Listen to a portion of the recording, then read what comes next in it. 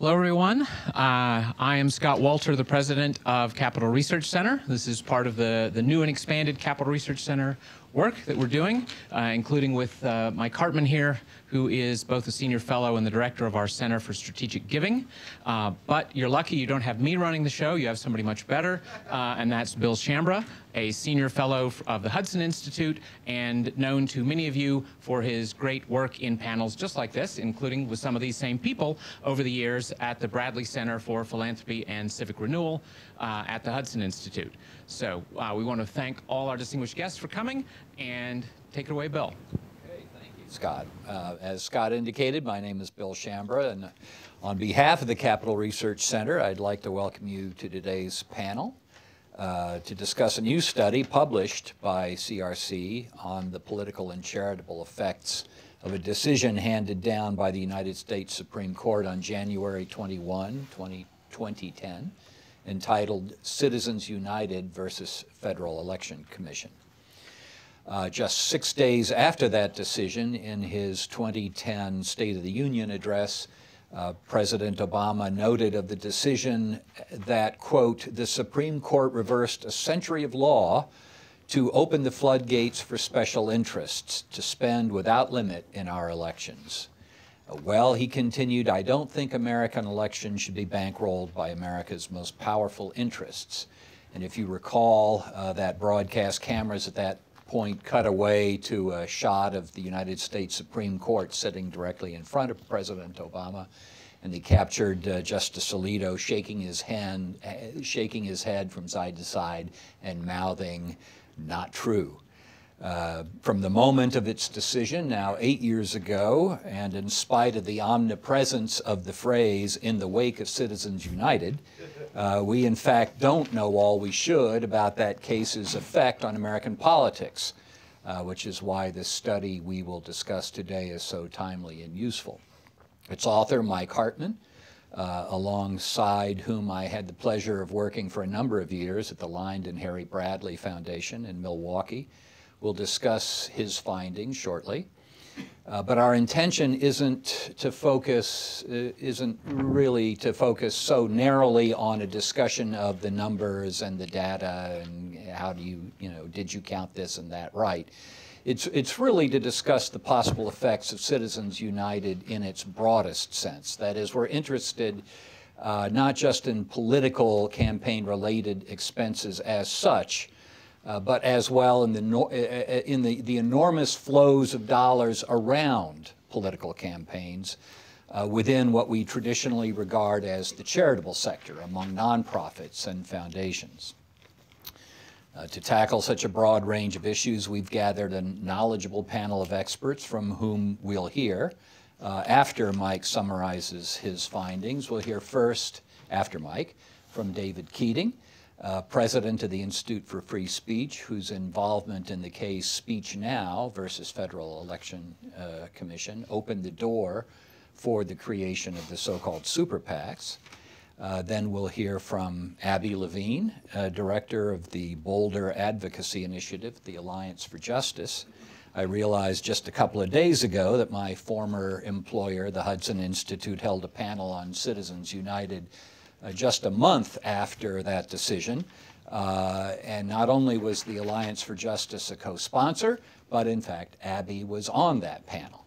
And finally, we'll hear from Gara LaMarche, president of the Democracy Alliance, whose presence on the panel allows me to note that simply toting up and comparing contributions according to ideological classifications may occasionally be misleading. When Gara was president of Atlantic Philanthropies, I was proud to claim him as a financial supporter of the work of Hudson Institute's Bradley Center.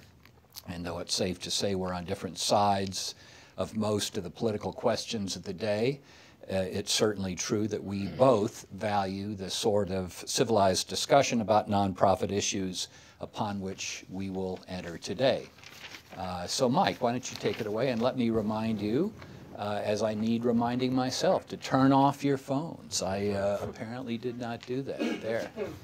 It's a forward from Kevin Nunes. I wonder what that's all about. Thanks, Bill, and thanks to the panel for doing this. We appreciate your time, and thanks for coming. I will be brief. I did work at Bradley for Bill Schambra a long time ago. I was trying to get fired the whole time, but he was too nice a guy, as some of you may have picked up on.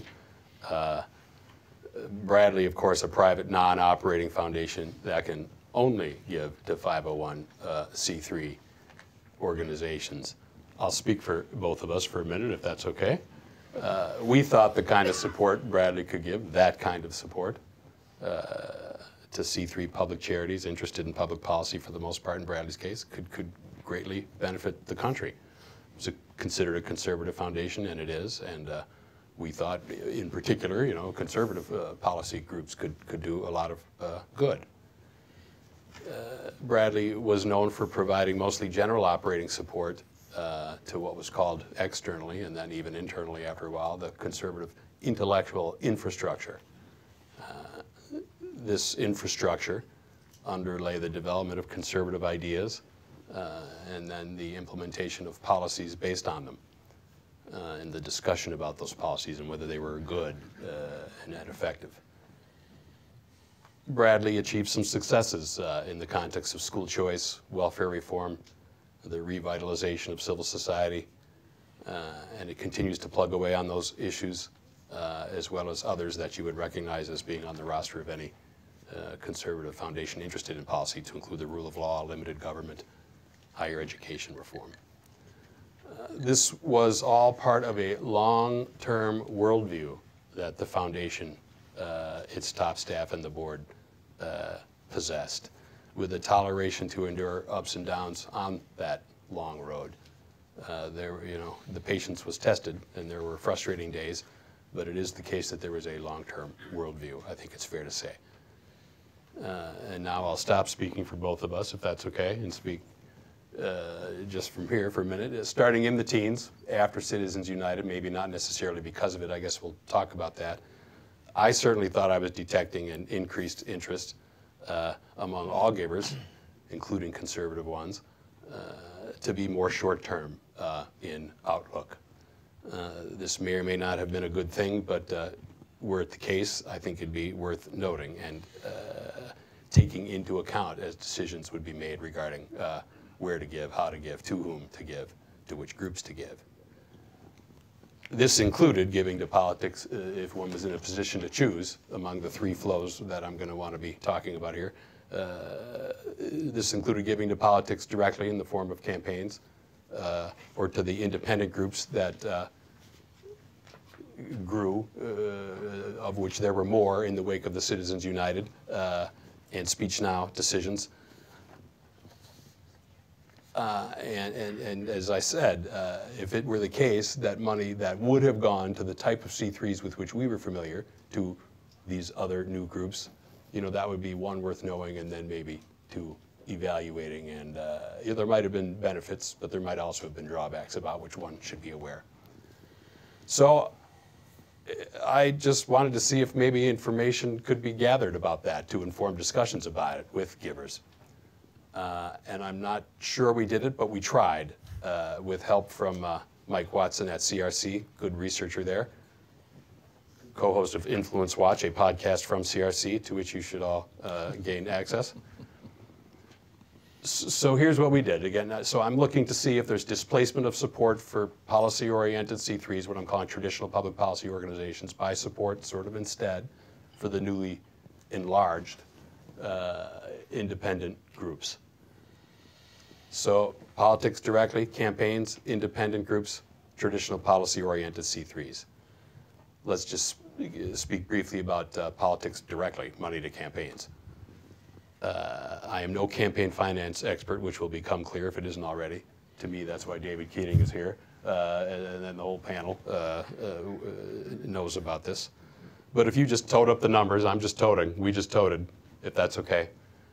Take the two full 2-year cycles before Citizens United, add up federal and state numbers, which you can do on the basis of reported data to the FEC and state agencies, and compare it with the total federal and state campaign receipts in the 2 full 2-year cycles post-Citizens United, there was an increase in campaign receipts from about 8.4 before to 8.9 afterwards.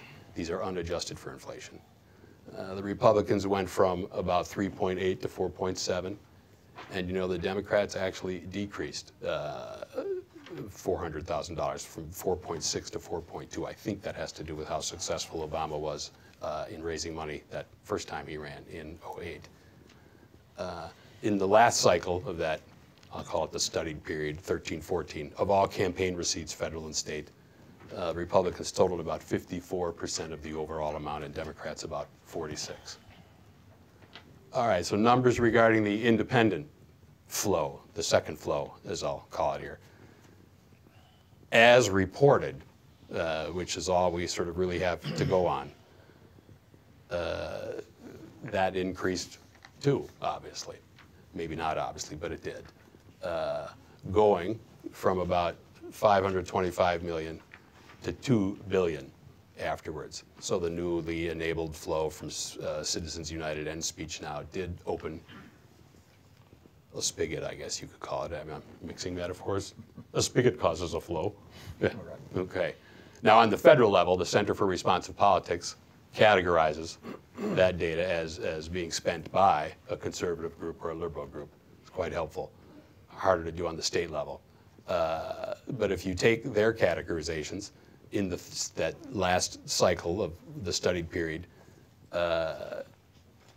56% of the overall independent flow was spent by conservative groups, 44% by liberal groups.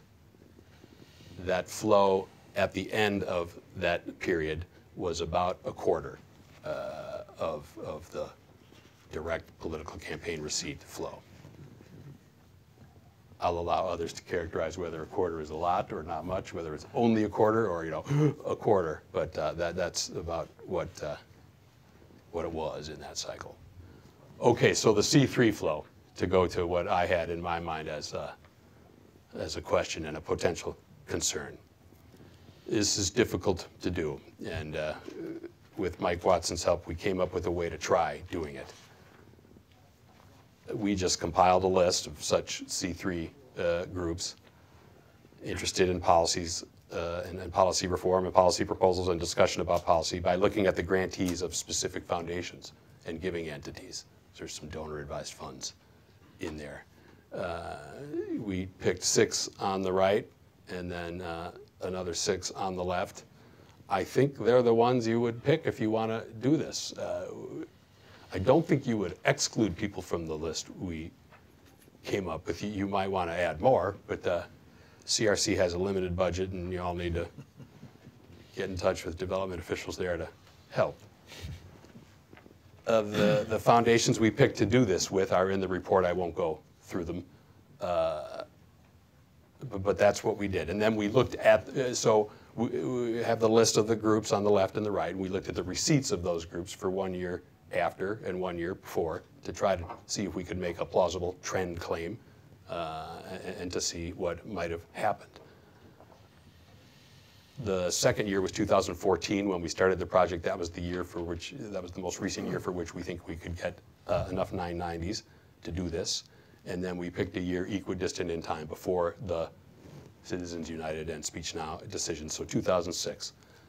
So 2006, 2014 receipts of 372 conservative groups, which is what we came up with when we did it this way, and more than 1,000 liberal groups. Now that doesn't speak, of course, to the size of the flow, but there were more when we did this the way that we did.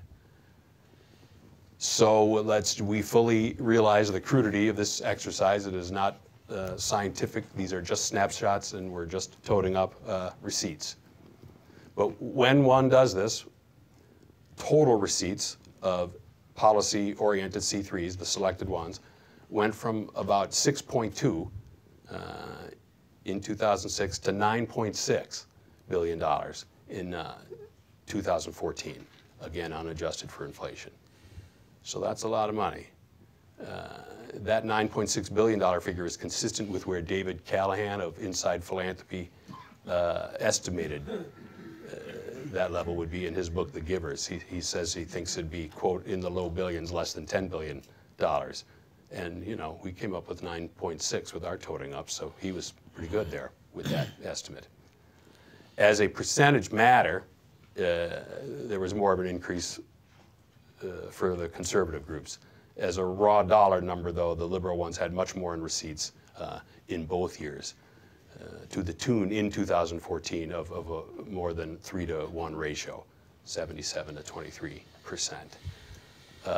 That 3-to-1 ratio is not inconsistent with information numbers compiled for a March 2017 Manhattan Institute study by Howard Husak. He was just looking at just foundations, not the total receipts of all the groups, but he had a list of 28 top liberal foundations and 28 top conservative foundations and 24 top liberal foundations, and the spending of the liberal ones was, again, at about 3-to-1 ratio. So that's potentially relevant and worth knowing, whether you're on either side, I think, about how you might want to consider giving. So my conclusion to myself is I was wrong, again, in my life. There really probably was no displacement. My question, potential concern about this much discussed and ballyhooed Citizens United case was maybe as overwrought as some of the others have been in other contexts, about which David Keating might tell us overwrought concerns. So that's really all I'm saying. It was not, there was no displacement. Now I do have in my stubbornness other questions, and I don't know, there's no time limit on me here, and I'm not the moderator, but here are other questions I have in the wake of this finding, non-finding. I do still stubbornly wonder whether the nature of policy-oriented C3 activity has changed, and I'm hoping Abby Levine can perhaps help us think through some of that. I have no idea how you would try to quantify whether the nature of C3 giving has changed, but you know, if anybody has any good ideas, we'd love to pursue them. I'm hoping we can get Gara LaMarche to help us with what would be a proper or a good or effective allocation of funding among the three flows, if one's in a position to either make that decision or advise others on what to consider when making that decision. Now, any reasonable, I mean, I think the answer would probably be, it depends. That would be totally reasonable. On what would it depend? Merely incumbencies at any particular time? Issue specificity? Are there some issues where it might be worth being more political about your giving than others? Is it possible that one side or another is better at using a particular flow? I mean, I don't know. I suppose that could be true. I imagine you're sick of hearing about George Soros' $18 billion, but that would be as a timely example for potential discussion. George Soros, we read, just gave $18 billion, or is going to be devoting that to the third flow. Well, why did he do that? Does he know something conservatives don't? What might conservatives be able to learn from him, or you, Gara? Just three more questions. Does Donald Trump and the 2016 election results make this whole conversation irrelevant? Weren't all sides wrong that year about what to do with your money if you're a giver? How does his ascendance, those results change what any allocation among the three flows should look like in the future? Should more be given to ideas, broadly categorized as such? Would that have been helpful? Maybe more to one side than the other, I don't know. Second last one, are there implications of this for spend-out decisions on the part of givers? Maybe in particular conservative ones, given the differential in the third flow's numbers there. And then finally, and just pessimistically, because that's where I like to be. It's a good place to be. I think it's usually safe to be pessimistic. Is any honest conversation like this based on assumptions that may no longer apply? Things like evidence matters. You know, there is a truth or there's truth, and people are persuadable in our collective search for it. At any rate, those would be some of my questions and concerns, all of which may very well be as overwrought as my first one there. So I appreciate your hearing me out there and look forward to any conversation that might help us all think through these and other questions. Great, thank you, Mike. David. Well, a lot of questions there. I'm not going to try to answer all of them. I'll just make a few observations about the study. I'm sure with some individual donors there was displacement. I don't have any proof of that, but I would imagine that's true. On the other hand, many C3s don't see huge shares of their funding from individual donors. I mean, if it's coming from a foundation that has an endowment, that they're probably not going to shift their temporal focus unless they see an unusual opportunity. And sometimes there are unusual opportunities, but across the board, probably not. So you may have picked up a shift if you'd looked at a subset of the contributions to C3s, contributions from individuals as opposed to just total contributions. But I'm not sure that that would have meant all that much because those contributions might not have been a big share of that pie and they may have been washed out by other effects. You know, the total amounts available from grant-making foundations may have risen generally. And certainly since the market crash, there has been a rebound in some of these, the capacities of some of these foundations. So I'm not really sure the displacement, even if measured, would have been all that meaningful anyway. The second thing that I wanted to just observe about the total numbers given between Democrats and Republicans, whether it's for independent groups or for candidates and political action committees, I think that's pretty much solely a flow of what party is in the minority. And it's always easier to get people to give money when there's this terrible person leading the other party, right? You know, you saw this with the left during the Bush years, 2005, 2006. I mean, those were terrible years for Republicans politically. Same with 2007, 2008. It was really easy to raise money for Democratic candidates running against, you know, Bush's policies.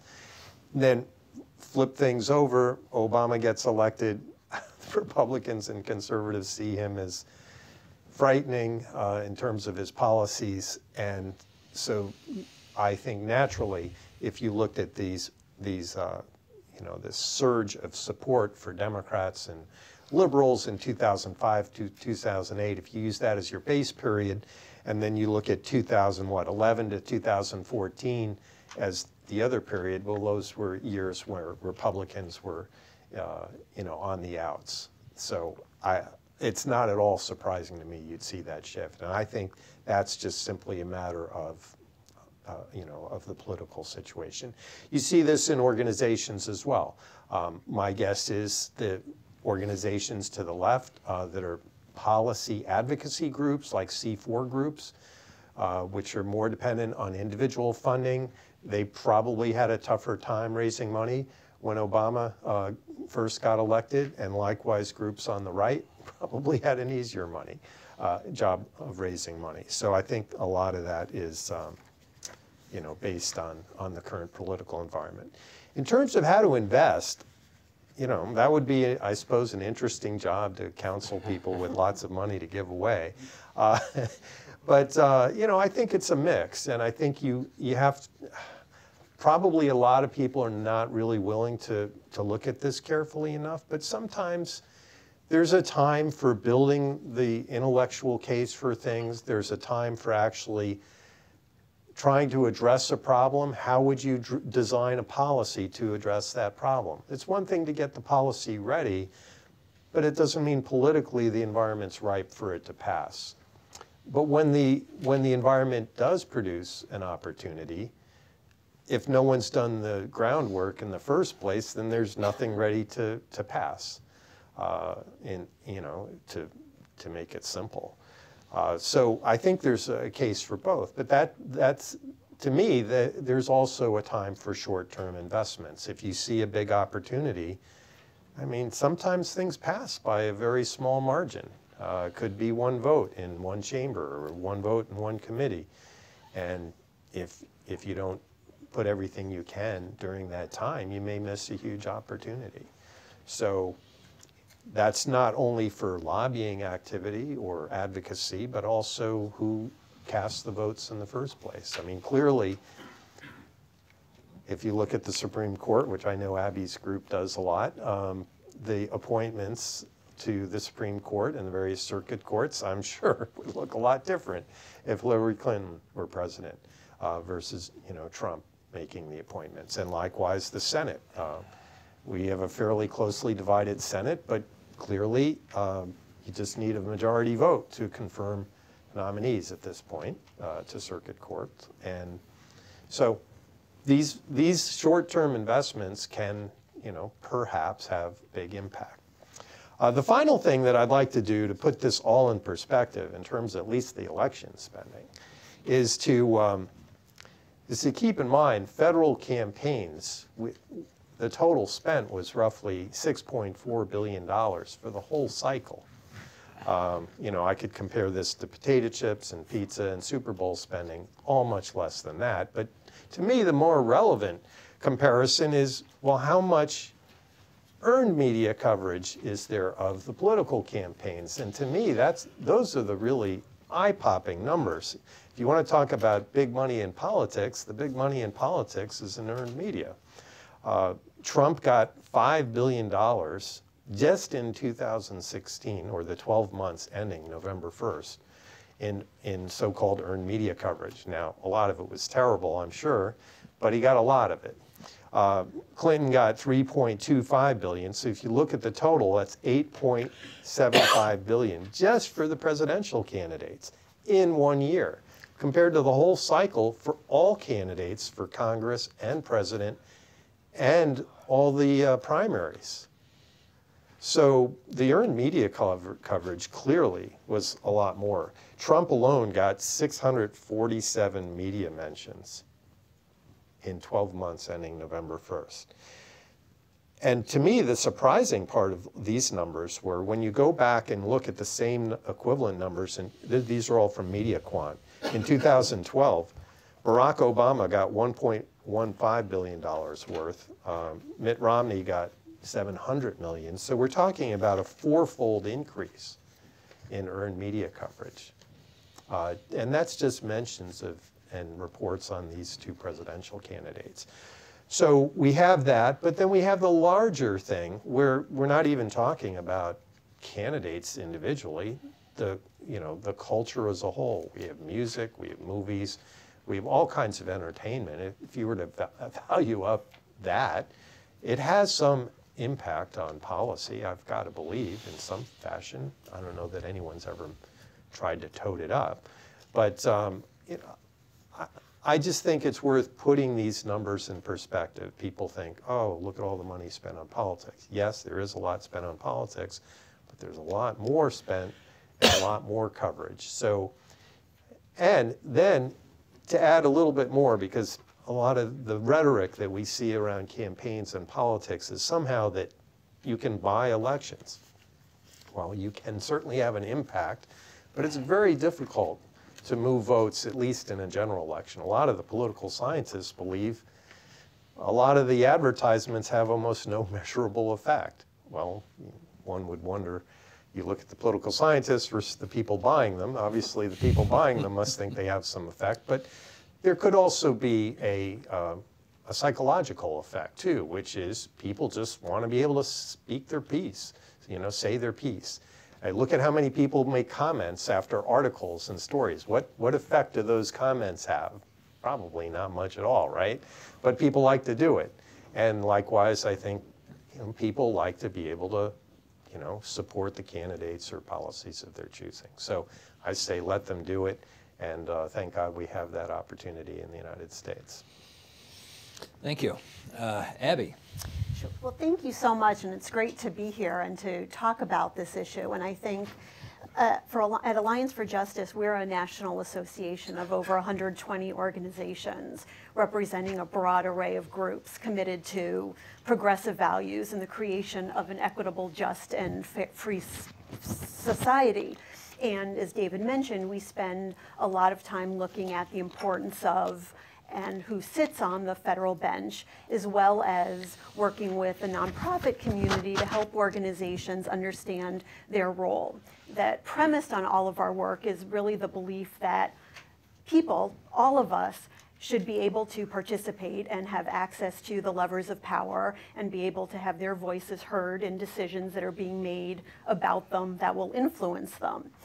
And we spend, and through the work that I do, we spend a lot of time talking with nonprofit organizations, with different types of tax-exempt organizations all over the country, working on issues of all different types, small organizations, large groups working at the state, local, international level, national level, that traditionally have been 501c3 organizations. And we still work primarily with 501c3 organizations. But we also work increasingly with 501c4 organizations, with labor, with PACs, 527 organizations. And the one thing that we see, and one of the reasons that we have our Bolder Advocacy project and we have our team that does this type of work, is that there is so much misinformation and misunderstanding about what tax-exempt organizations can do, the different types of organizations, and the difference between groups like ours and David's that are public charities versus private foundations, the difference between a C3 and a C4, particularly in time when the media often just sort of lumps them all together as nonprofits or tax-exempt organizations.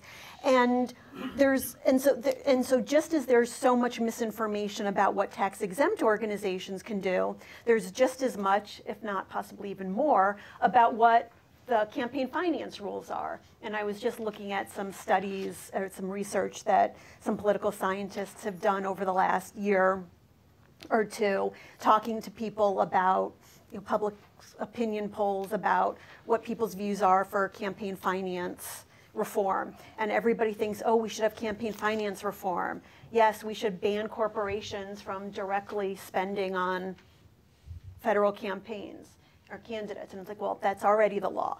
And so there's a lot of misunderstanding about what organizations and what people and corporations can do. And so we spend a lot of our time talking with groups and really helping to demystify the process and really encouraging organizations to be advocates. And the whole notion of our program is that we want nonprofit organizations, whether it's a C3, a C4, a political organization, to be bold advocates. And so we believe very firmly in that role for all types of organizations. And as I was thinking about sort of the survey and the study and thinking about the role of that 501c3s should play, I thought I would sort of highlight some of the trends that we've been seeing. And these are very unscientific, sort of anecdotal trends, but that we've seen since the Citizens United decision. And I'm not sure whether there's necessarily any correlation. Many of these trends have been exacerbated by the Trump administration and the Trump victory. But we have been seeing, and sort of not surprisingly with some of your spending, an increase in advocacy by 501c3 organizations. And when we talk about advocacy, we're talking about everything from lobbying, but most of the advocacy isn't lobbying. Some of it may be civic engagement work or voter registration, get out the vote, candidate forums, other kinds of activity in elections. Some of it is doing research and data on issues.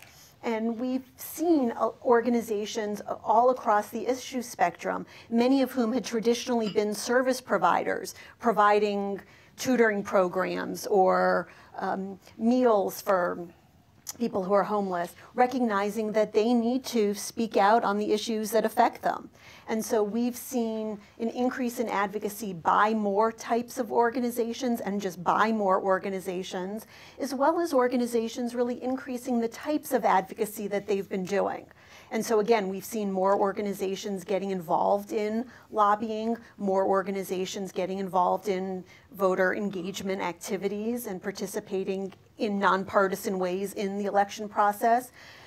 More groups getting involved in ballot measures, but also and this has been in the last few years in particular, more C3s getting involved in litigation and in nominations for both judicial races or judicial nominations, as well as for other executive branch nominations.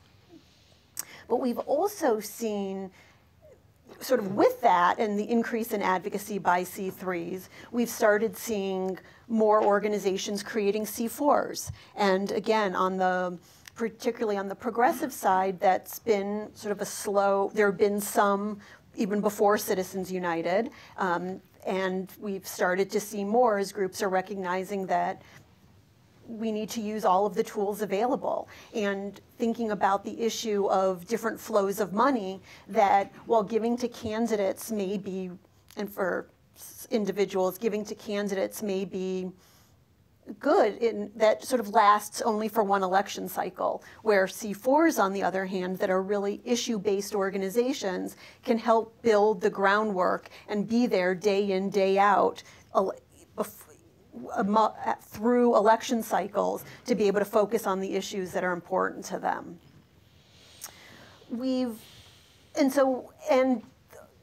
And just as we've seen sort of an increase in advocacy by C3s, we've also been seeing, and this has really been through since the Trump election or through the 2016 election season, sort of an increase in advocacy by private foundations. And again, not lobbying, not sort of making sure, or they're making sure they're staying within the bounds of what they can do, but of more foundations making statements on policy issues, whether it's issues about denouncing racism or DACA or health access, really talking about the issues that are core to their missions.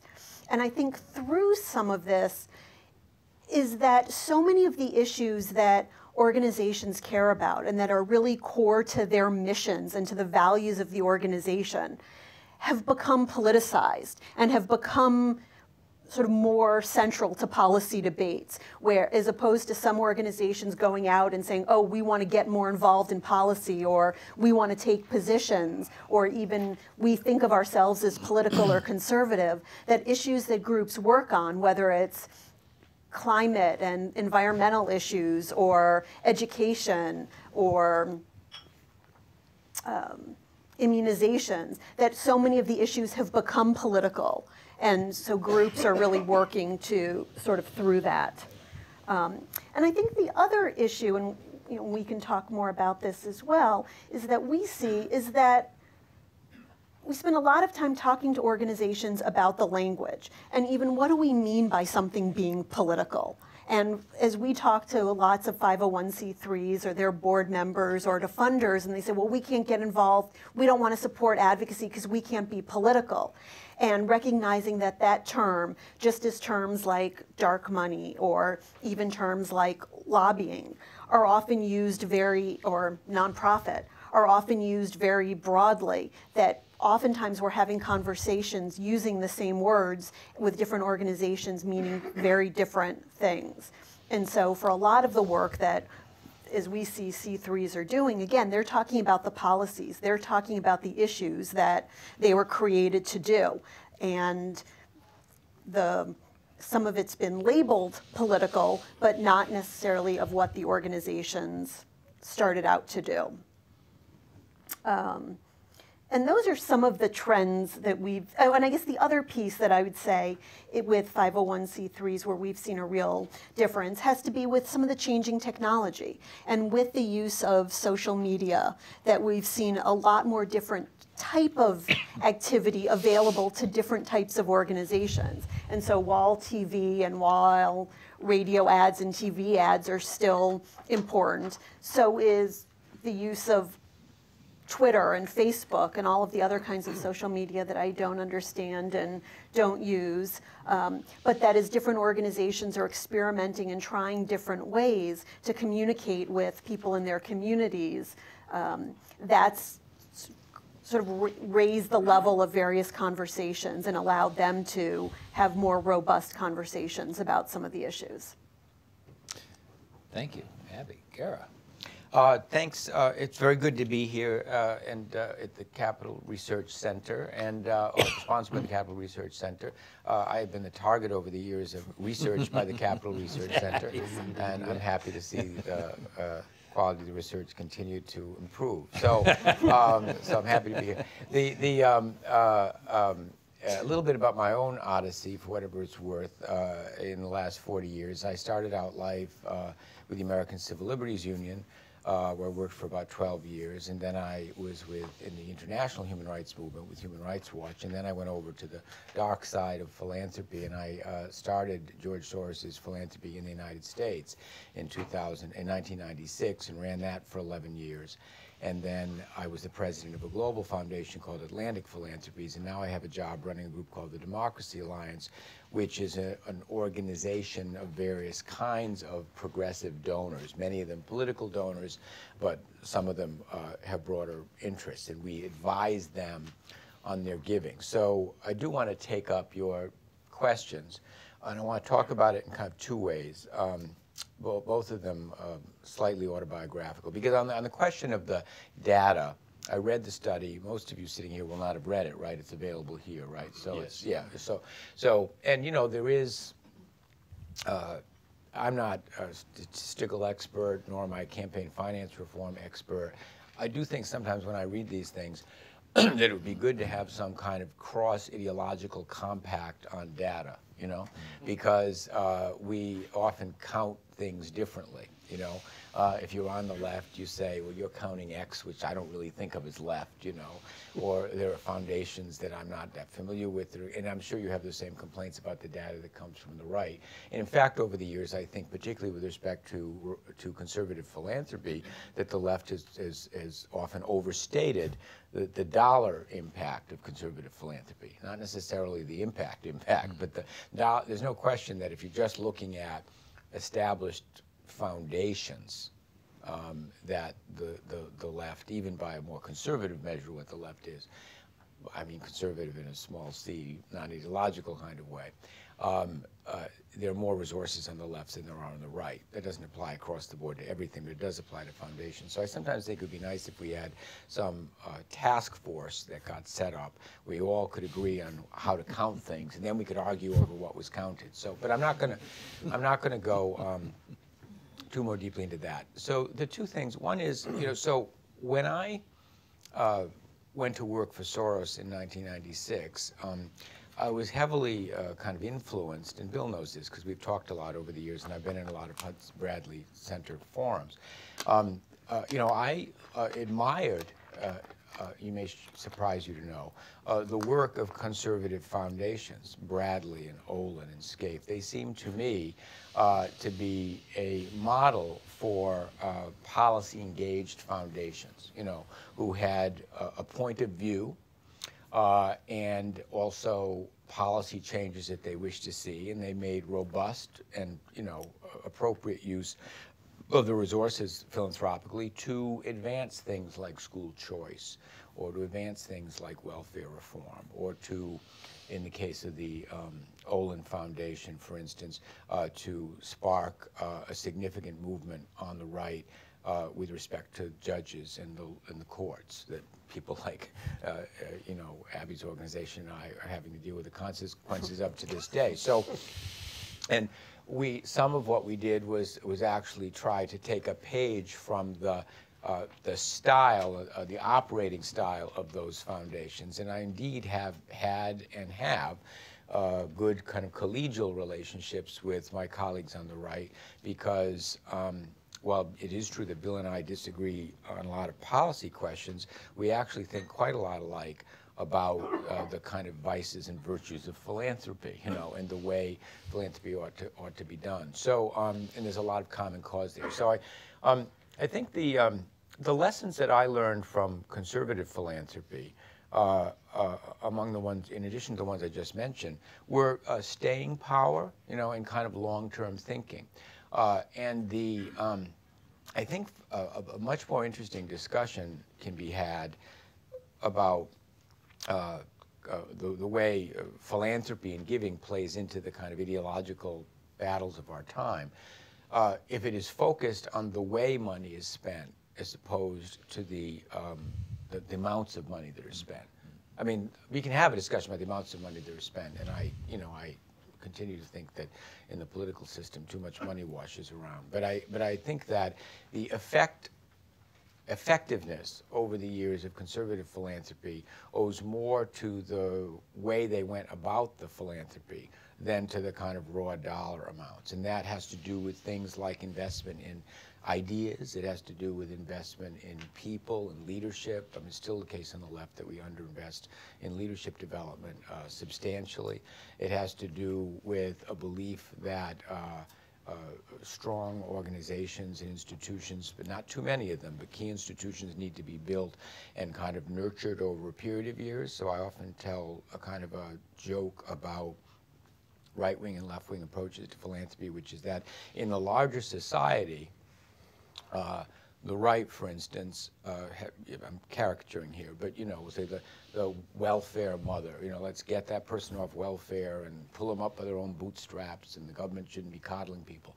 And the left has a different view, right, of income supports and all the kinds of things that we believe need to help lift people out of poverty. When it comes to their attitudes about philanthropy, the right and the left reverse roles. So it's a welfare state, for the grantees of conservative philanthropy, and with no cutoffs at all. And the left is like, well, we gave you 3 years of funding, that's it, go find something else.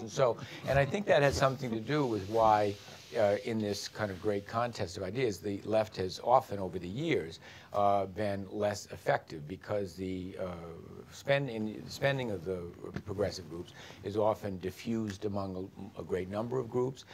It often isn't as leadership focused. It often is more issue focused than institutionally focused. Some would say it's more identity focused. And I have views on all those things, but I think that that's an interesting discussion to have. So I tried in being the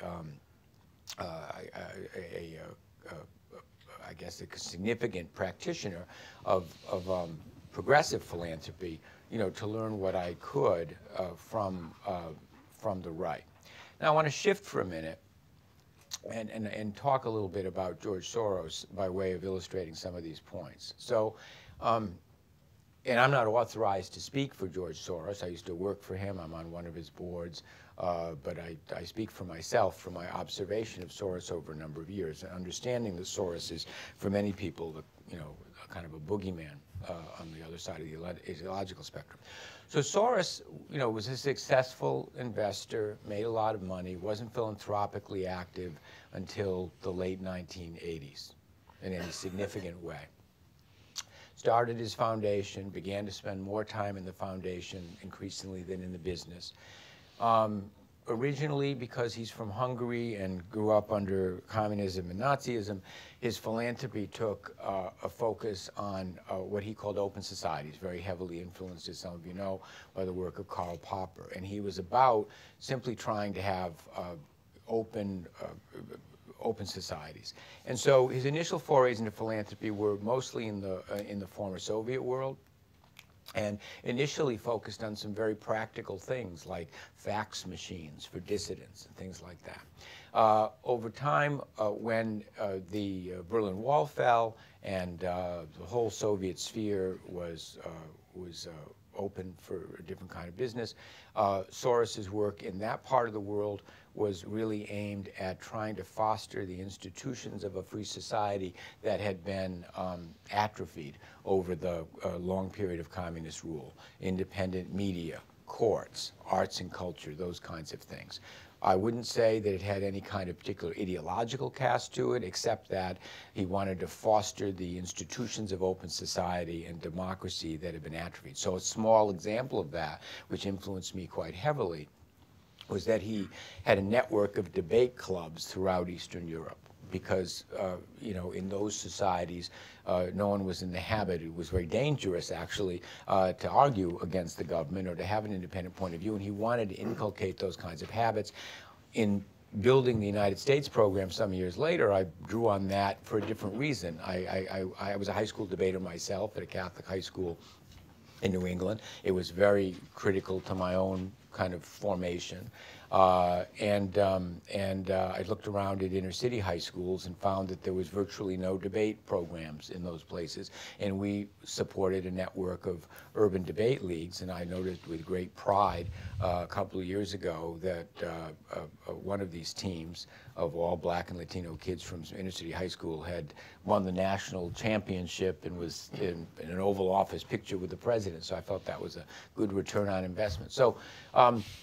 But back to Soros, he then at a certain point came to feel that open society in the United States was not sufficiently robust, even though he had originally not wanted to focus on the United States.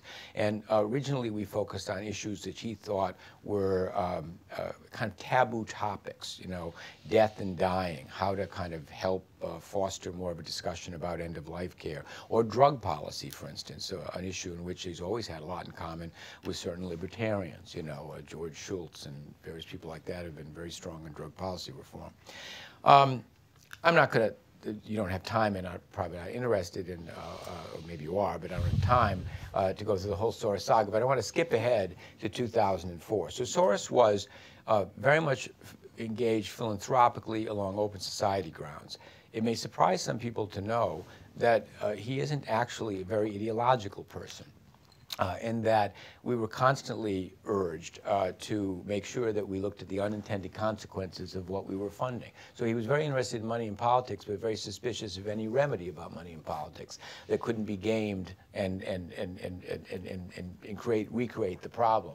Same is true of the criminal justice system issues. He was always been very interested in trying to push the envelope about being open to the possibility that what we're doing is failing or isn't working. Now, I wasn't involved directly in what I'm about to discuss because I ran the C3 Foundation. But in 2004, or 3 and 4, he began to feel that the presidency of George Bush, which he viewed with great dismay, both in terms of the Iraq War and the international work, but also what was happening in the domestic scene, was a threat to many of the values that the foundation held. And after September 11th of 2001, for instance, we'd invested quite heavily in civil liberties issues, you know, that grew out of the 9/11 attacks.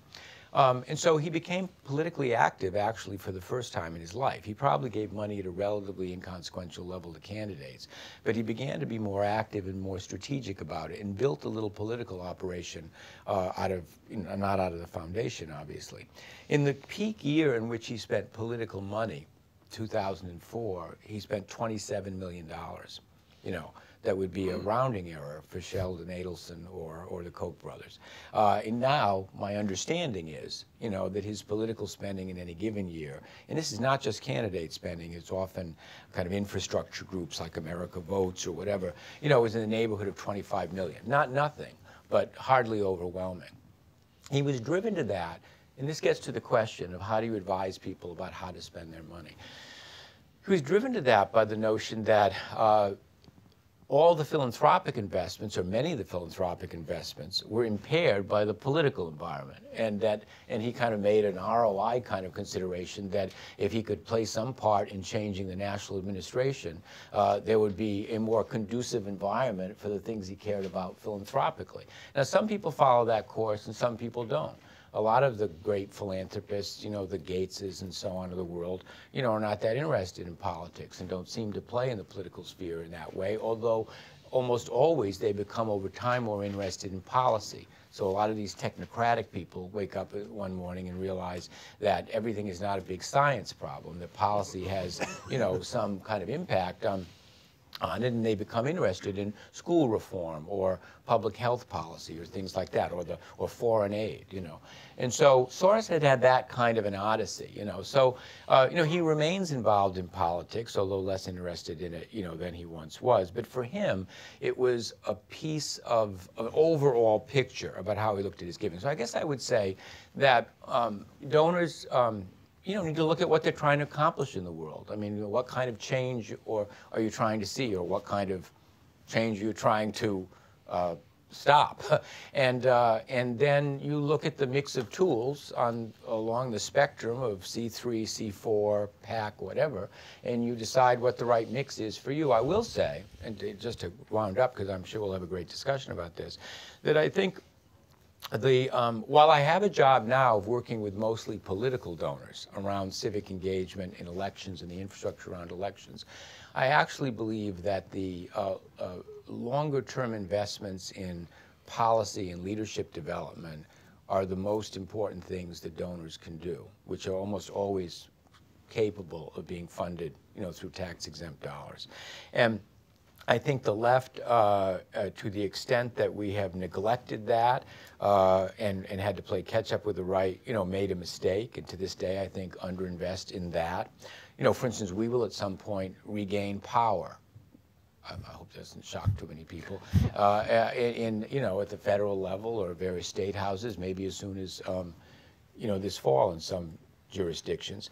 And you have to be ready to govern. You have to have policies. You have to know what you're about. You can't wake up in the morning and wonder what to do the first day. And the fact that the Heritage Foundation and the Manhattan Institute, had blueprints for Reagan and Giuliani respectively, had a great deal to do with their effectiveness. And we're beginning to build some of that on the left, but we don't have enough of it.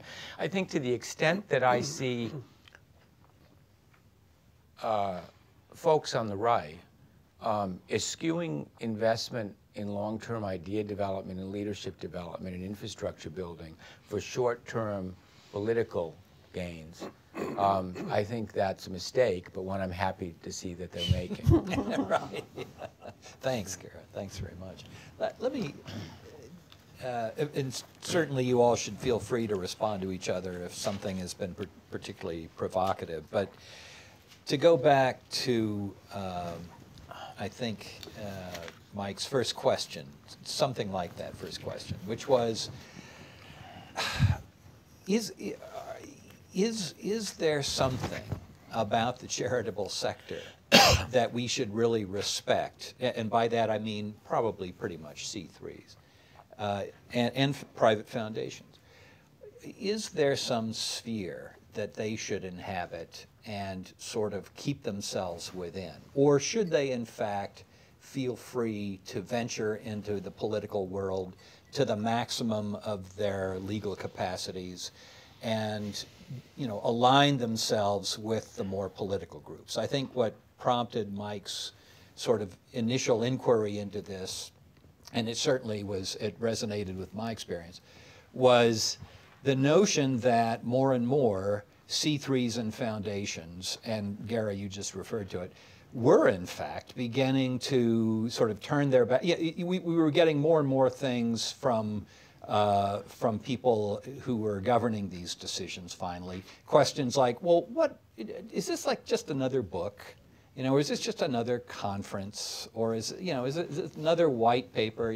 Why do we keep doing all this crap when, those guys over there are beating us about the head and ears at the polls, So then, the natural inclination is to try to push one's group as close as one can to an immediate political outcome, and forget about these boring books and boring conferences, and let's really have some clear and concrete results.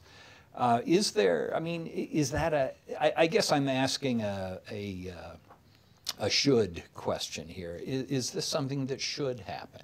Or are we in fact abusing the charitable status when we insist that we extract every ounce of politics out of it? Now, Abby, I know that this is, probably most directly aimed at the kind of work you do, because and it's, a number of groups on the right have done the same thing. In other words, you're trying to wring every last ounce of political activism out of the folks that you work with.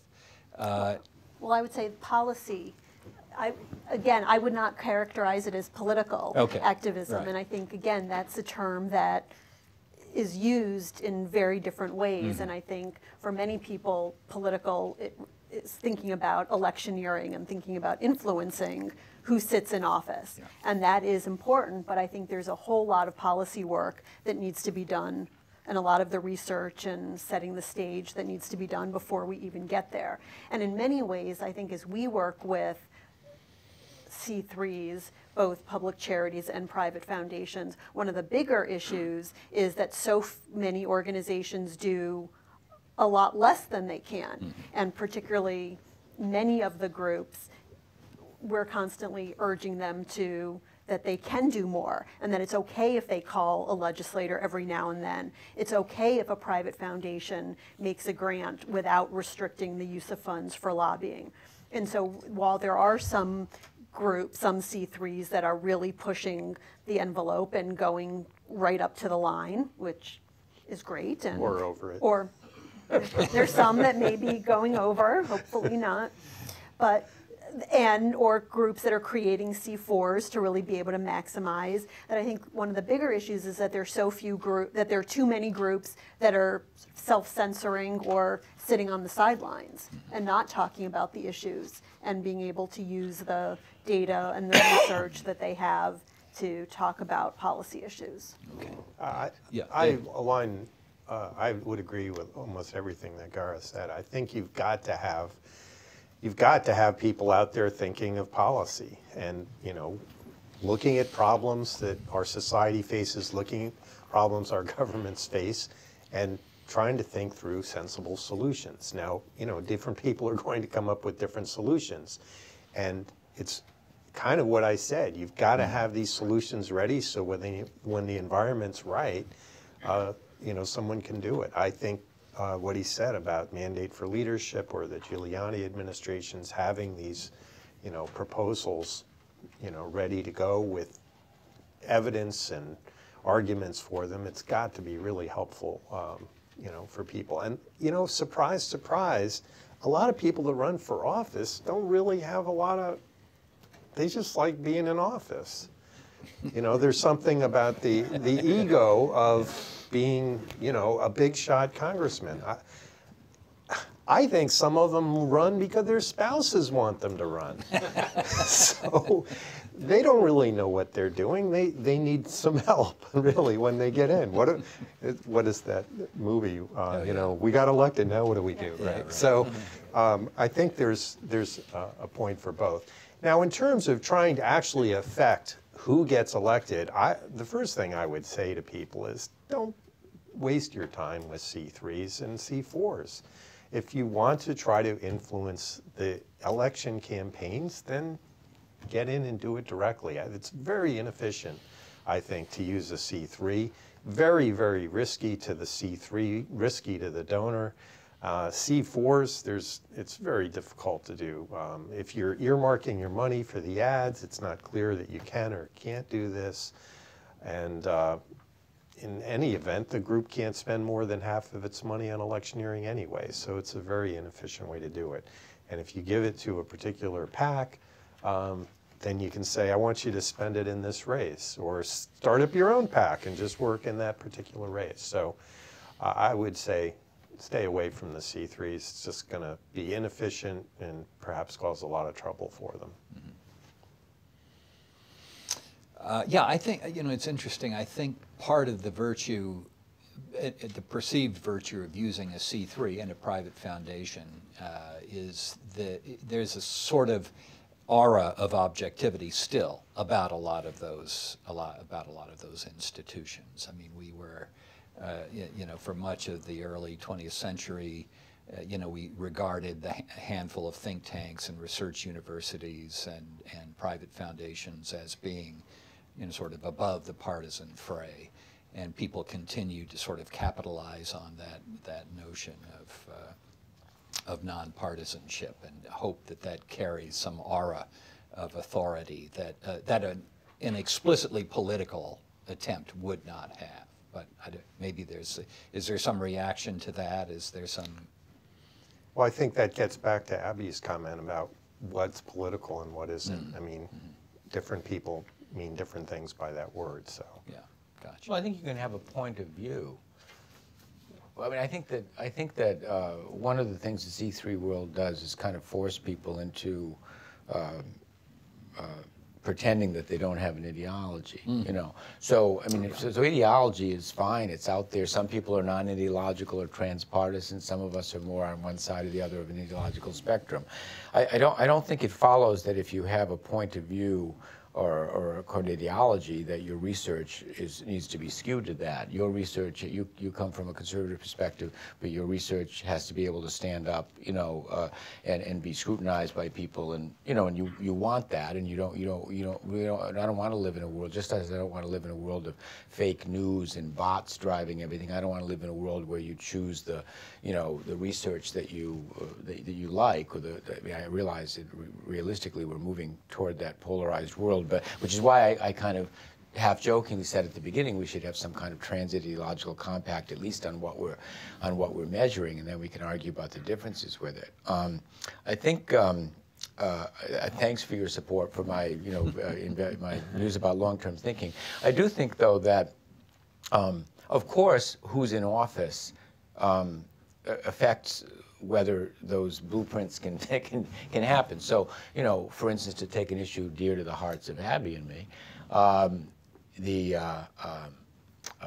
know, Gorsuch sits on the court today because of politics, right? Because of who happened to be sitting in the majority leader's seat, and the kind of bare-knuckle tactics of holding the seat open, you know, until a Republican president could be nominated. So you can have all the, you know, judicial, you know, all the Federalist Society think tanking and brainstorming you want in the world, but if you don't win elections and then use those powers in order to, you know, to get nominees on, or, you know, if you don't win an election and get to pass the Affordable Care Act, or win an election and get to pass the huge, you know, tax cut bill, as we always say, elections have consequences. So each donor has to make their own judgment about where they want to invest, and you may make a very good point about the efficiency or inefficiency of C3, C4 vehicles, you know, for politics. I mean, C3 vehicles obviously shouldn't be used for politics, and C4 vehicles, you know, can't endorse or elect candidates either. But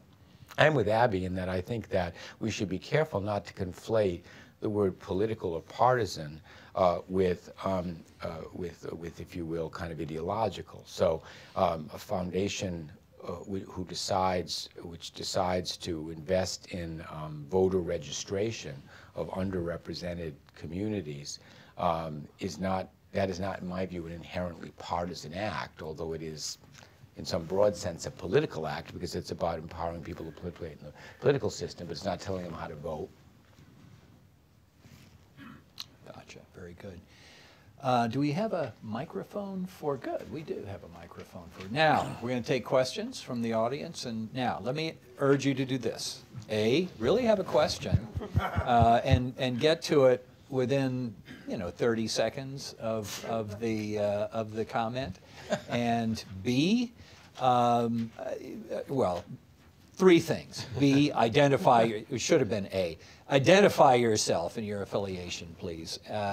But finally, the temptation in these kinds of situations is to tell us about what your organization is doing, which may or may not be related to the topic of the panel. Please forego that if you can, and really have a question and really have it relating to this panel. I hope I haven't totally suppressed the audience interest at that point, but yes, let's go here.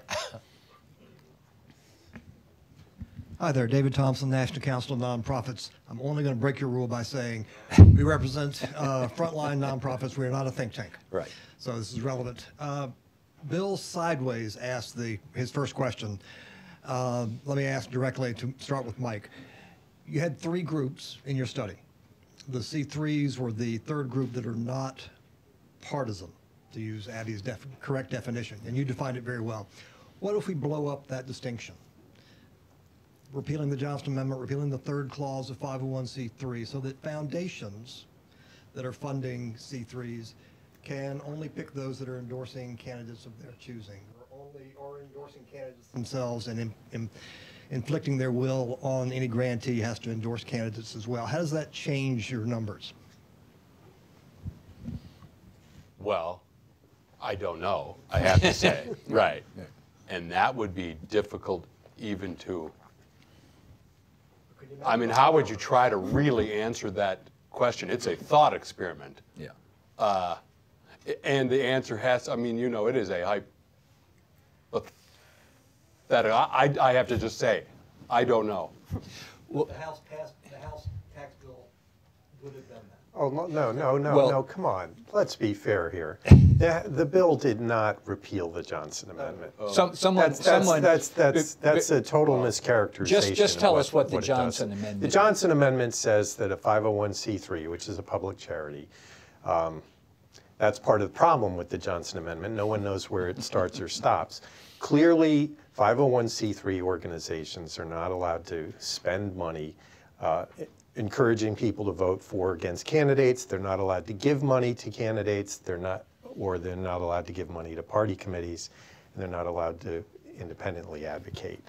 What was in the House tax bill was something that said basically de minimis expenditures could be done. It was primarily aimed at churches that could endorse candidates. 501c3s were not going to be turned into super PACs by the House bill. That was not part of the proposal. Now it is theoretically possible to say, hey, we could make PACs tax deductible. I mean, there are things out there saying the government should give money to candidates. In some cities, they're giving out $6 tax dollars for every dollar raised by a candidate. So that's a bigger subsidy than a tax deduction. In Australia, there's no contribution limits to candidates, and the government lets you deduct, I think, as much as $20,000 in tax deductible contributions to candidates and parties. So how all that would play out in the United States, I have no idea. But what was contemplated is not a repeal of the Johnson Amendment, but it's only to, basically allow preachers from the pulpit or individual groups to make endorsements, but not to spend any money. So, Anybody else on the Johnson Amendment while we're here? I would Abby? say, but that bill was very inartfully drafted, and that's where, again, C3s have an important role in being able to sort of talk about what the implications are, but then also to be able to talk about how to improve it or how to look at what it means, and then to the Johnson Amendment, if you were to start and write it, you wouldn't write it the way it's written. There are bills that have done that. There are a lot of, actually, Yeah. I haven't seen a bill This that's year.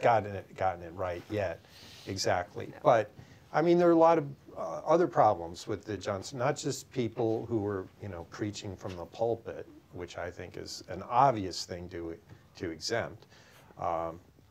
But we have a lot of journalism today is funded by 501c3 organizations. Are we saying a 501c3 investigative outfit in a state can't publish information about a candidate? That's what the Johnson Amendment, I think, says, because it covers the publishing of statements about candidates. And if you have an investigative journalism outfit, finds something shocking about a candidate, under the Johnson Amendment, presumably be highly risky to publish that. But, Huh? Yes. David, You disagree? your larger point, though, right, it goes to I think, again, to Mike's first question, which is it a healthy state of affairs when our nonprofit sector in general, right, the sector that your group represents, becomes so political, right, that, and as your group often describes it, that you end up with Republican nonprofits and Democrat nonprofits, so, alternative ways of delivering services depending on one's political or ideological inclinations, right? So that was, that was behind your question, was it not? Something like that. Sure. And that, I guess, was I think our panel seems to be pretty confident that that's okay, right? That the politicization, the drift of the nonprofit sector into politics understood in its broadest sense is more or less all right. Not partisanship, which is illegal, but I mean. Look, the more the nonprofit sector became yet another part of American life which was completely polarized, where people kind of line up and choose, the worse it is for all of us and for the nonprofit sector. So yes, I think that would be quite regrettable, and I don't know that I see that trend particularly, but it would be regrettable. However, I think the extent to which the nonprofit, I mean, I've devoted a good deal of my own career, and so has Abby, to encouraging nonprofits and foundations to engage in the support of advocacy that is non-political or partisan, and the civic engagement of nonprofits on within those rules on issues of public concern that are central to their mission, I think is a good thing. So it may be that I'm making a distinction that is increasingly difficult to uphold. You know, I don't know, but I believe strongly in the distinction that you can do it without just making nonprofits, you know, combatants in the ideological wars or the political partisan wars that we have going on here. Okay, yeah. Yes, please, I think you had your... My name is Joe Freeman, and I'd like to ask about the spillover effects of Citizens United. Monday, I was out front of the Supreme Court, where Janus versus ASME was being argued inside, and I was listening to the speakers duke it out on the outside. And as I understand the Janus argument, it's essentially that speech is political, thanks to Citizens United, and therefore any money given to a union that's not purely voluntary is political speech and therefore unconstitutional. And of course, Janus was backed by quite a few conservative nonprofit, legal and otherwise foundations. What other spillover effects are we seeing from Citizens United? How else is it being used to essentially achieve a political goal, in this case undermining unions, under the guise of constitutional free speech? Panelists, please jump in here. Well, I mean, the Janus case, I would be surprised if the courts would use the Citizens United decision as the backing for a decision on Janus. Now, that's not to say Janus doesn't have First Amendment implications. It certainly does. But it's a matter of the concept of compelled speech. And it seems pretty well settled that unions cannot use mandatory dues for politics. What's being discussed here is more lobbying advocacy. And I don't want to get too deeply into the case because I don't consider myself an expert in the case, but there is a line, one line that's been drawn that seems accepted even by, I think, the unions, is that the fees can't be used for actual support or opposition of candidates, but the Janus case is more a question of lobbying and advocacy about what policies the government should do. So, I mean, obviously that's an important question too, but it's not just about candidates. Anyone I would else? also say Yeah. that I think Citizens United in many ways has become this big boogeyman for sort of all things bad with government and sort of the notion of corrupt government. And I think as we looked at campaign finance even before Citizens United, that it was not necessarily the way we would want it, or it was not the best use of money, and looking at sort of whether there was a sense of corruption or whether sort of money was being spent inappropriately. And so I think in some way the case itself has created a lot of energy and a lot of activism sort of about whether to abolish the decision or other things, where I think some of that conversation could be spent in more productive ways in terms of looking at some actual types of reform that are much more likely and would actually change some of the behaviors that people are unhappy with. Yeah, I mean, that's a really good point, and actually I'll ask that as a question to the other panelists. You really do hear the phrase, in the wake of Citizens United, comma, then the worst thing that has happened in the last 8 years follows that phrase, because somehow Citizens United is the source of a great deal, apparently, of the evil that afflicts the country. Is that true? Is that, I mean, or let me ask you this. How, I mean, is that just a wildly overblown description of this, or is there some truth to it? I mean, you hear it so often, surely there must be some element of truth that Citizens United is responsible for some of today's evils. Mike. Well, I had thought in the wake of Citizens United there might have been an ill effect in the C3 context, and found really probably not. Yeah. So I would have to search my mind. I think it was a boogeyman. I was misled by that phrase. Gotcha. So you fell for it. I fell for it. But you actually looked at the numbers and you changed your mind. Okay. Yes. Excellent. Now the nature of C3s might have changed because that's clearly been. But okay. Right. I was But the clause is what got me. Okay. Yes. The clause. Yeah. Okay. Yeah, Gara. Well, whenever you make a change at that level that affects the rules around, political spending, you affect the ecosystem and things happen, and you've studied some part of that. But, the world in which I live more these days, political parties are relatively weak, independent groups are relatively strong, that's not happening in a vacuum, So I'm less concerned, and you're probably right, and I'm on tape, so I'll be careful about how I say this, but it's probably the case that every single ill attributed to Citizens United is not due to it, the Ebola virus and so on. So I feel comfortable saying that. But what I was going to say was prompted really by some of the earlier remarks. I think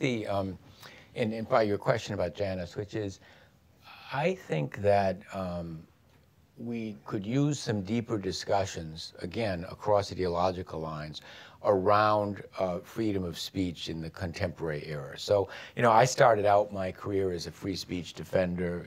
I've logged my hours debating Nazis and Skokie and all those kinds of things. And I find myself more interested in the First Amendment now because I think there is the right and the left have shifted roles a little bit, particularly around some of the campus, speech incidents. And I don't like to see, people on the left taking the bait of right-wing provocateurs and letting that happen because I believe strongly in freedom of speech. And I think all these issues around, if you will, government speech or funding, where there is reasonably settled law in some of the cases, but they're all of a piece. So whether the union dues issue, you'd characterized earlier public financing in New York is in effect, the government subsidization of speech. I don't look at it that way, but I could see that there's a discussion to be had that way. The global gag rule. Giuliani tried to kind of clumsily to ban some piece of artwork at the Brooklyn Museum because of its tax subsidy, and public libraries and public schools. And so it's along a spectrum. All of those things involve speech, but also some level of, so it's, you don't want the government. It's one of the problems I kind of have with in raising the questions I have. We're not discussing them here today, but an article I wrote is out there about foundations in democracy, about whether the tax exemption itself, in effect, confers a special status on foundations that enables them to have, more power in a democratic society than they ought to have. So I'll answer this not so much I don't know about the Janus Citizens United connection, but I think the spectrum of issues that have emerged in this society around speech, including that which is where there may be some perceived government endorsement because of the money is flowing from government funds. I think those deserve a lot more discussion now than they've had in recent years, and I would like to be part of a trans-ideological discussion about it. And I think because so many of these issues have become so politicized, and it's either you're with us, you're against us, you're for Citizens United, you're not, we haven't been able to have some of those real conversations about what are the actual problems. What are we trying to remedy, and what are ways to do that? And that people, and I think Citizens United is just such a perfect example of that, of this knee-jerk, it's good, it's either the worst decision ever or it's the best decision ever, as opposed to sitting around and really talking about some of these issues. And And I think meanwhile, for yeah. too many issues, we're having that problem where it's either good or bad, you're with us, you're against us, as opposed to, good old, debating clubs or people sitting around and saying, all right, what is an actual problem? And let's come up with ways to solve it. And I think that these issues around money and politics have posed special challenges for the left, because people on the left in general think that money should be less important in politics. So a guy like George Soros wants campaign finance reform, and a lot of my donors want campaign finance reform, but they're not particularly interested in unilateral disarmament, while we have the rules that we have. And so if you are on the progressive side, you're constantly having to explain the irony of that, or being hoisted on your own petard, where it's not really a problem on the right, because if you believe in kind of unfettered, flow of money in politics, your self-interest and your ideological point of view combined, and it's a little more challenging for people on the left to live in the current system. A couple of observations about this. One is, if you look at when the Citizens United decision came out, virtually all the hypotheticals and scary things that were predicted, basically corporations were going to take over politics, was the primary one. None of that has come true.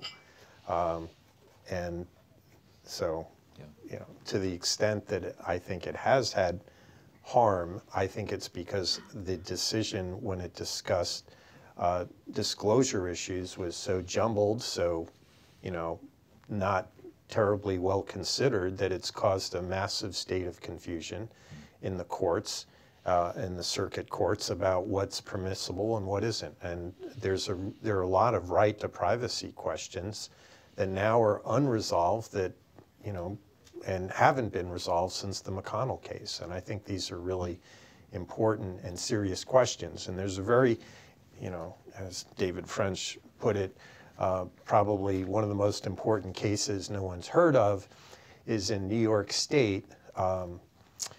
There's the New York Civil Liberties Union, the American Civil Liberties Union, Citizens Union, which has absolutely nothing to do with Citizens United. It's a very well-regarded independent watchdog group in New York City, have sued New York because New York has passed a law that basically, I may be exaggerating slightly, but not terribly much, if you say anything about any matter of public policy, then you have to report to the state and the public your donors. And if you're a 501c3 that's in some way that you've somehow subsidized to some trivial amount an organization that says something about policy in New York, you also have to disclose your donors. It's so bad that if our group represented a lobbying group on a pro bono basis in court, that would be considered arguably a subsidy, and then we would therefore have to disclose all our donors. So this case is going ahead, and I don't know where it will wind up, but I think there's some really serious questions here. We have, a couple minutes left, and I think unless Scott, who paid for this microphone, is going to insist on getting in the last question. Is that the idea, Scott? Okay, yes. It's the injustice of money. Yes, exactly, right. Yes. Thanks. I actually wanted to key off something that Mike said at the beginning, that C3 foundations can't have to only give to C3s, which I don't think is precisely legally correct, because my question is to Gara, and this is on this interesting question you guys have handled so well about what's the right cocktail of political giving, independent giving, C3 giving, and also the differences in the left and the right, because there are significant ones. And Gara, when you were at Atlantic Philanthropies, you put tens of millions of dollars of that foundation money. Now, it was in Bermuda, so I'm not sure how much that made a difference, but you invested tens of millions into Healthcare for America Now, which was the leading umbrella group lobbying for Obamacare, and then got invited to for the signing when essentially the campaign did succeed in its policy goal. Ceremony. Yes. Not the Oval Office sign. Yes. So, but I'd have to give $100 million for that. Yeah. Injustice again. But the point is, you thought since then. Well, I shouldn't say since then, but I'm not quite clear of the timing. But Atlantic Philanthropies continues to give in the tens of millions of dollars 2 C4s. And in fact, it created at least 3 that I'm aware of. And if I understand correctly, at least one of them is intended to encourage other foundations who wouldn't be in Bermuda to be giving into the C4 stream of money. And so I was just fascinated to hear your thoughts on that, because first of all, I don't think there's much in the way of right-wing giving like that, which is explained or exemplified by a 20-year Bradley veteran starting to think that he couldn't even do it, and why you thought then that that's a valuable thing, and any speculation about how it continues to be valuable. Well, Atlantic, has spent down its assets, so it's not. I left Atlantic in 2011. So, but it's now just spending down its assets. So it's not giving anymore. One of the things it spun off was a group that is a kind of a C4 funder, which itself has a limited lifespan. Atlantic had as Abby was making a side comment about a kind of complicated tax status, being chartered in Bermuda. So it gave us a lot more leeway to do what would be traditionally considered C4 spending than other foundations. So while we encouraged C3 foundations to go to the max of what they could legally do with respect to advocacy, we could do more than that, and we funded lobbying, and we funded some ballot initiatives and whatever we could fund. And Atlantic was an unusual institution in that, with an unusual set of tools for that reason. And you're right, we put a considerable amount of money into advocacy for the Affordable Care Act. There isn't much organized C4 money. I can only speak on the progressive side, like there is C3 money. So the Open Society Policy Center, which is an arm of Soros, whose board I'm on, is a funder of C4 efforts, with his post-tax money. Itself is a C4. It's a C4, yeah.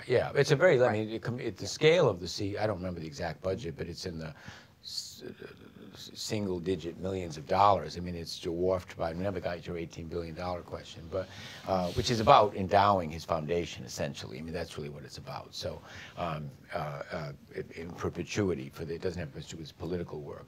And then, I don't know, there have been a couple of other foundations that have been organized around C4. So I believe if you have a set of tools that permits you to do legally more express advocacy around referenda and lobbying, then you should make use of them. And they hired me at Atlantic in the first place because, they thought I would make more robust use of those tools, which I tried to do. But we're not encouraging other foundations to fund lobbying, because that's a good way to get in trouble with the law. Inefficient as David Keating would. Right. Now, did you win the high school debating? How'd your high school debating team do? I wasn't really that good a high school debater because I was kind of lazy. But what it did teach me was we had switch side debating. So you had to get up in one day and argue, for the draft, and another day and argue against the draft, and that's a tremendous intellectual discipline. That's great. Okay, well, we are out of time, as I understand it, so let's give our panel a round of applause.